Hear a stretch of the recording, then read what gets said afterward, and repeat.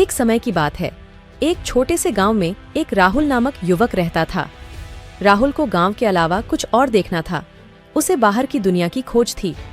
एक दिन राहुल जंगल के पास जा रहा था, तब उसने एक पुराने मंदिर को देखा। वह मंदिर बहुत ही पुराना और भयानक लग रहा था, लेकिन राहुल की जिज्ञासा ने उसे वहां जाने के लिए मजबूर किया। वह मंदिर के अंदर चला गया और एक रहस्यमय द्वार पर पहुंचा। द्वार खुला और वह अंदर चला गया।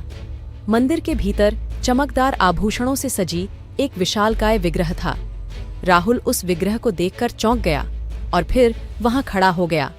उस विग्रह के पास पहुंचते ही उसने एक गहरे आवाज सुनी, ध्यान देना, ध्यान देना, ध्यान देना। राहुल ने उस आवाज को सुना और उसकी ओर देखा, लेकिन कोई नहीं था।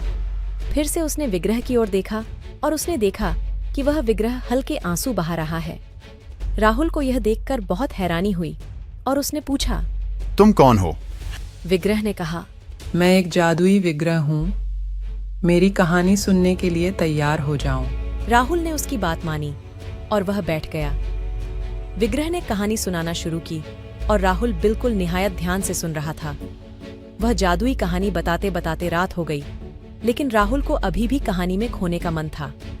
फिर अचानक विग्रह ने अपनी कहानी का अंत किया और फिर राहुल से बोला, तूने अपनी सोच को समझा और जब तूने अपनी आत्मा की गहराई से जोड़ा, तब तूने अपनी सच्ची शक्ति पाली।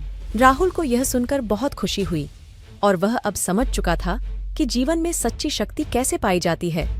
उसने विग्रह को धन्यवाद कहा और घर की ओर रवाना हो गया। गांव में वापस आकर वह अब एक नया और सफल जीवन जीने के लिए तैयार था और उसने सच में अपनी सच्ची शक्ति पाई और अपने सपनों को पूरा किया।